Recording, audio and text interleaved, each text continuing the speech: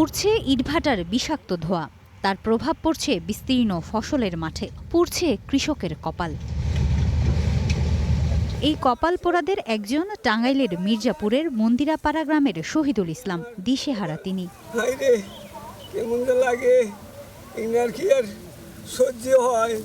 পার্শ্ববর্তী কোটবহুরিয়া, চরপাড়া, বুধিরপাড়া, সরিষাদাইর ও ভাওরা গ্রামের শত শত কৃষকের একই অবস্থা। তারা বলছেন, ফসলের মাঠের কাছে গড়ে উঠেছে বেশ কয়েকটি ইটভাটা। বিষাক্ত ধোঁয়ায় নষ্ট হচ্ছে ফসল। অনেক ক্ষতি হয়েছে, কত ৩-৪টা গ্রামের জমি নষ্ট হয়ে গেছে। এই গ্যাসের আগুনে সমস্ত কিছু ধান পুইরা একবার শেষ হয়ে গেছে।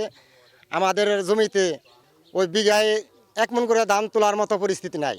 ভিক্ষা করা ছাড়া কোনো উপায় নাই। এখন সরকারের কাছে একটা আবেদন, এই খোলাগুনা যাতে বন্ধ করে দেয়। পরিবেশ অধিদপ্তরের তথ্য মতে মির্জাপুরে 90টি ইটভাটা রয়েছে। এর মধ্যে বেশিরভাগেরই নেই ছাড়পত্র। এ বিষয়ে ব্যবস্থা নেয়ার আশ্বাস প্রশাসনের।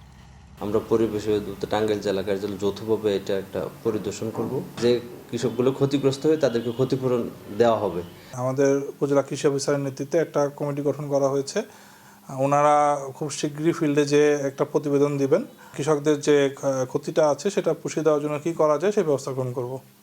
উত্তরের জেলা কুড়িগ্রামেও একই চিত্র। ইটভাটার ধোঁয়ায় বিবর্ণ ফসল, নেতিবাচক প্রভাব পড়ছে প্রাণ প্রকৃতিতেও। এখন যে মাটি না কাটতো তাহলে জমিটার ফলাফল পাওয়া গেল হয়। আশপাশ মাটি কাটে, আমরা তো না দিয়ে পারছি না। এই ধোঁয়া লাগিয়ে আমাদের জমিতে ক্ষতি হয়, আমাদের ধান চাল পাচ্ছি না, চিটে হয়ে যায়। পরিবেশ অধিদপ্তরের হিসেবে কুড়িগ্রামে 108টি ইটভাটা রয়েছে। এর মধ্যে ছাড়পত্র আছে 38টির, বাকিগুলো চলছে অনুমোদন ছাড়াই। এই মৌসুমে এখন পর্যন্ত আমাদের 23টি অভিযান পরিচালিত হয়েছে।